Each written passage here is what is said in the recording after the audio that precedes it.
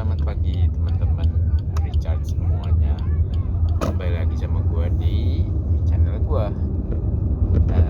Gue yang semakin gemuk ya. Kalau kalian lihat di video sebelumnya, sekarang lebih berisi ya, dengan lemak di lehernya juga di sini. Oke, kali ini gue mau bahas tentang perkembangan zaman yang semakin nggak bisa ditebak, dan ya menurut gue agak aneh-aneh kalau menurut gue yang milenial lama kali ya. Mungkin bagi milenial suatu hal yang menarik gini gitu ya, dinamis banget gitu. Ya, kali ini bahas tentang NFT dari dari sisi orang yang awam gitu ya. Gue belum baca apa-apa, this is no script, no edit, jadi gue cuma share my thought about what's happening in this world lately. My English is not good. Oke. Pertama, NFT ya cukup menarik karena belakangan ada ini ya, ada si Bang Gozal. Oke, dia foto 5 tahun terus akhirnya jadi dihargain cukup tinggi di NFT. Gue belum baca detailnya, sengaja gue pengen denger dari kalian semua yang awam juga, dan kita sama-sama belajar. Itu yang gue pengen di video. Terus kemudian orang pada posting mau itu dari KTP, mau itu dari makanan dan lain-lain, berharap kayak si Gozali juga. Menurut gue NFT itu secara awam, kalau dijelasin secara singkat ya, itu adalah, mungkin gue rasa itu kayak lu beli aset gitu ya, beli aset tapi di digital. Jadi authentication-nya, certification-nya, semua keaslian itu di digital. Dan NFT ini erat kaitannya, kalau yang gue baca sekilas, itu dengan yang berkembang saat ini, which is crypto ya, atau kripto. Ini akan membuat kripto itu sendiri semakin booming karena ini berkaitan ya, ada kripto dan NFT ya, dan semua itu dibalik semua itu karena adanya sekarang perubahan zaman, yaitu digitalisasi. Digital, dari mata uang sekarang digital, sampai sekarang kepemilikan aset juga digital di NFT, dan kita nggak tahu apa kedepannya lagi. Tapi inilah yang harus kita terima, kita harus adaptasi. Ini mungkin salah satu solusinya juga gitu ya. Menarik menurut gue gitu, karena wow, maksudnya ternyata masih di push ya, ternyata masih digoreng nih si crypto NFT. Walaupun for some people, for my opinion, crypto itu mungkin itu mungkin digoreng oleh salah satunya Elon Musk ya salah satunya ya, yang ya orang kaya mah bebas lah ya. Dia mungkin cara kaya juga dari situ juga gitu ya, tinggal cuit. Mungkin dia rasa wah butuh duit nih, gue cuit apa kayak gitu ya, di Twitter kayak di mana dia ngomong apa, kriptonya naik lagi. Kalau misalnya ya dia pengen masuk, dia mungkin turunin lagi segala macam.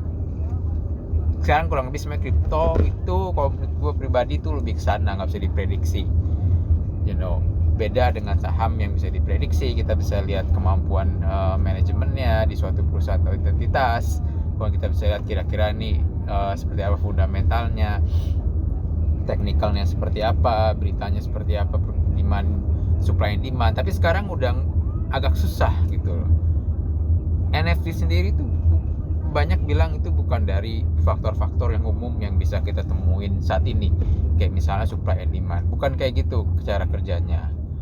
Ini yang wow, ya mungkin nanti untuk yang anak-anak yang mungkin ini hal yang ya mungkin akan mengubah semua teori-teori ya, teori baru lah mungkin bisa dibilang di era yang saat ini, digitalisasi dan lain-lain gitu ya. Dan ini cukup menarik, dan kalian harus siapin itu semua gitu. Itu menurut gua, bagi kalian yang masih kuliah, masih milenial, kita nih orang yang kalau yang di zaman saya kayaknya udah milenial tua, udah hampir ke ini ya udah banyak banget gue nggak ngikutin, dan banyak banget yang milenial itu show, baik itu gue di kerjaan interview dengan anak-anak magang, itu menarik banget dan gue excited banget untuk hal-hal baru tersebut.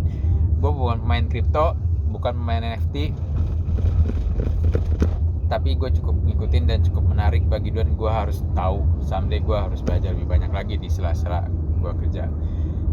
Tadi itu ya, jadi event NFT sendiri teorinya baru gitu ya, ini mengembang kripto juga dari mungkin juga dinaikkan oleh dari ciutan orang gitu. Ini semua adalah hal baru yang kita harus adaptasiin.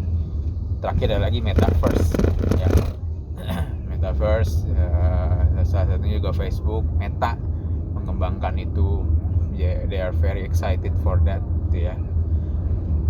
Nah, semua hal itu menurut gue cuman bilang kembali lagi kita harus prepare gitu ya. Walaupun gue tahu itu cuman kayaknya hype di dunia digital mungkin ya, apalagi di sekarang pandemi juga masih, selama itu masih ada pandemi, selama itu masih digital semakin meningkat ya pasti meningkat juga hype. Jadi kalau dulu mungkin hype-nya di dunia marketing offline, sekarang online juga ada nih hype-hype-nya mungkin ya. Terus pertanyaan selanjutnya adalah apalagi selain NFT gitu ya. Ini kan menarik gitu loh, mata uang udah dijadiin digital, kepemilikan aset gitu ya, uniqueness gitu ya, itu juga udah jadi digital.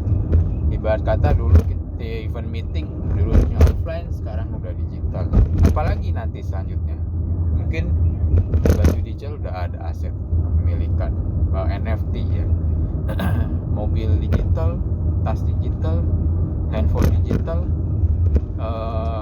apalagi yang ada di sekeliling kita, mungkin keseharian kita, hobi digital udah ada, kita main game ya. Itulah yang gue nggak tahu nih apalagi ke depannya gitu ya yang akan terjadi. Gue sendiri dari sisi digital gue very excited karena gue juga background di digital dan event pekerjaan gue digital. Banyak yang harus gue lakuin, event di kantor itu sekarang harus digital. Jadi ini sebenarnya salah satu yang cukup menguntungkan bagi gue. Kembali lagi tadi, apa yang mesti disiapin? Pertama ya lu harus ngerti digital IT, itu lu harus ngerti banget. Sampai sekarang gue cari karyawan itu harus IT, ada backgroundnya, harus ngerti IT. Begitu juga di departemen lain yang sebelumnya nggak ada, sekarang jadi harus ngerti IT. Kalian harus ngerti IT. Kedua, kalian harus adaptasi men ya, sama perubahan zaman yang kayak begini gitu loh. Gue juga udah cukup berumur bagi gue, tapi gue tahu gue harus belajar juga gitu. Gue kalau ada waktu nanti gue akan coba untuk explore lagi sih untuk yang kayak crypto, NFT dan lain-lain. Itu pasti, karena gue orangnya juga tipenya curious, penasaran, dan mungkin gue akan main juga nanti ya kayak crypto dan lain-lain. Itu hanya untuk sebatas tahu aja. Kayak lu saham gue juga main karena biar tahu cara kerjanya, bisa ngomong juga, bisa tinggal zaman gitu dengan perkembangan zaman sekarang ini. Kedua, adaptasi ya. Apa lagi? Ketiga, kalau menurut gue sih itu udah cukup mewakili sih gitu loh. Adaptasi itu karena luas gitu ya, lu bisa belajar, jadi bisa belajar hal baru, menyesuaikan, menyiapkan mental, pikiran dan lain-lain, itu udah luas banget menurut gue. Jadi dua tadi, lu harus ngerti tentang IT, lu harus beradaptasi, itu udah cukup untuk di era yang saat ini gitu. Oke, mungkin cukup sekian dari gue.